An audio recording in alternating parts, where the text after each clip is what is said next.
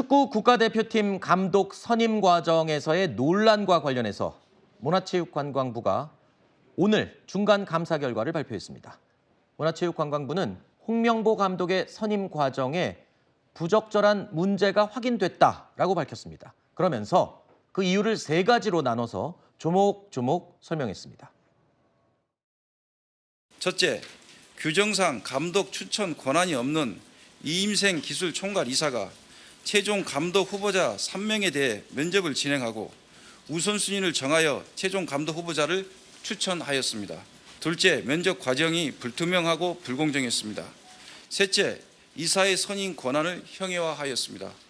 이번 홍명보 국가대표팀 감독 선임 과정에 있어서 규정 및 절차를 위반한 점이 감사를 통해 확인된 만큼 문체부는 축구협회에 이에 대한 시정 방안을 마련할 것을 통보하고자 합니다.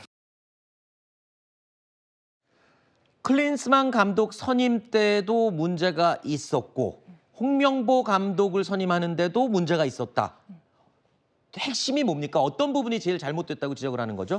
일단 이 두 감독을 선임하는 과정에 있어서 가장 문제는 절차상의 이 규정을 지키지 않았다라는 것을 꼽을 수 있을 것 같습니다. 네. 우선 클린스만 감독을 선임할 때에는 전력강화위원회 기능을 무력화하고 그리고 전력강화위원이 해야 할 감독 후보자 면접을 회장이 진행을 했습니다. 네. 이런 것들은 사실 그 절차상으로 어떤 위원회라든지 어떤 기관에서 어떻게 해야 하고 그리고 또 누가 면접을 실제로 진행을 해야 되고 이런 네. 것들이 다 규정이 절차로 마련이 되어 있음에도 불구하고 이것을 제대로 지키지 않았다라고 봐야 되겠고요. 마찬가지로 홍명보 감독을 선임할 때에도 모두들 다 아시지 않습니까? 면접이라는 것은 면접 장소에서 다워야 면접이라고 볼 수가 있겠죠. 네. 그럼에도 불구하고 사실상 면접 과정이 불투명하고 불공정하게 진행이 됐고요. 네. 마찬가지로 면접을 함에 있어서도 사실 면접을 생략했다라고 볼 수 있을 정도의 그런 절차적 하자가 있다고 볼 수밖에 없겠고 그리고 권한 없는 자가 최종 감독 추천을 했다라는 것도 지적이 됐습니다. 네. 더불어서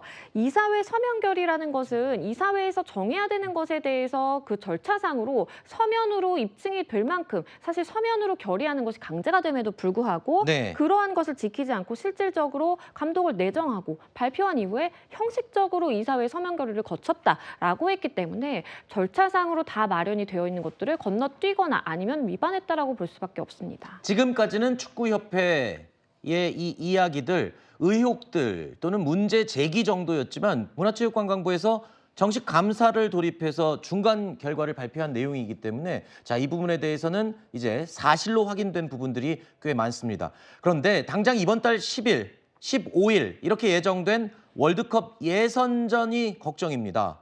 홍명보 감독의 거취 문제에 이목이 쏠릴 수밖에 없는 상황이죠. 앞서 유인촌 장관은 홍명보 감독 선임 과정에서 불공정한 부분이 있었다면 다시 공정한 절차를 밟아야 한다고 말한 바가 있죠. 홍명보 감독 같은 경우에요. 그 부분은 어떻게 생각하고 계십니까? 만약에 그게 불공정한 방법으로 됐다 그러면 다시 공정한 절차를 밟게 하는 게 저는 옳다고 생각합니다. 다시 뭐 브리핑이라든지 면접이라든지 정해진 절차를 그렇죠. 다시 홍명보 감독을 선임하더라도 그 절차를 그렇죠. 지키는 것이 그렇죠. 옳다. 예, 그렇게 해야 국민들이나 팬들이 납득을 하죠. 그래야 뭐 홍명보 감독도 훨씬 더 정당하잖아요. 개인적으로는 참 억울한 것도 저는 있어요. 저는 분명히 과정에 정상적인 절차를 거쳤냐에서 걸쳤다고 얘기를 들었고 요번에 국회에서 가보니까 약간 제가 들었던 말보다는 조금 다른 게 좀 있더라고요. 투명하게 좀 저도 알고 싶은 마음이 굉장히 좀 강하게 있습니다, 지금.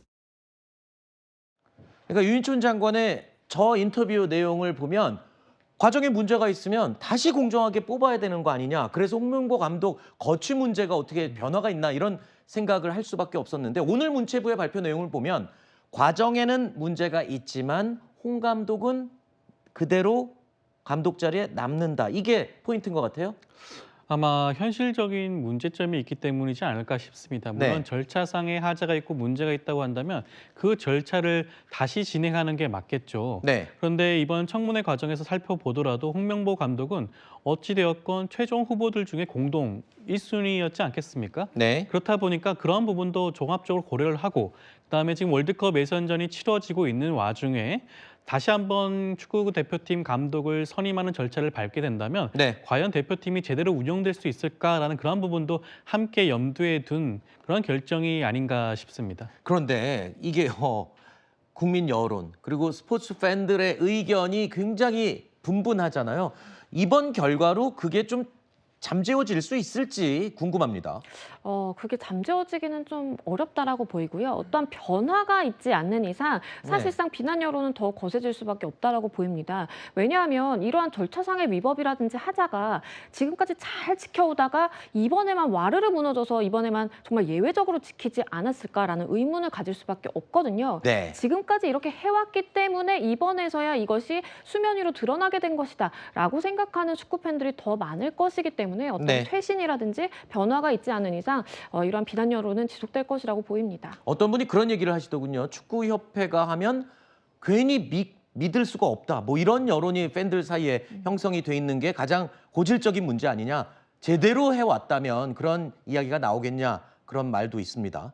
자, 그리고 또 한 가지. 정몽규 회장의 사선 연임도 논란 가운데 하나죠. 이번 감사 결과 정 회장 역시 절차와 규정을 위반한 사실이 드러났습니다. 비판을 피할 수밖에 없게 됐습니다.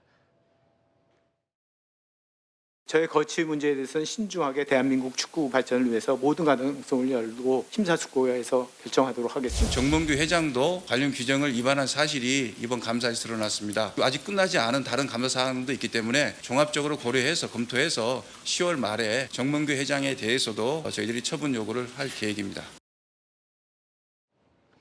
대한민국 축구 발전을 위해서 심사숙고하겠다. 이번 감사 결과 정몽규 회장이 사선 도전을 할지 글쎄요.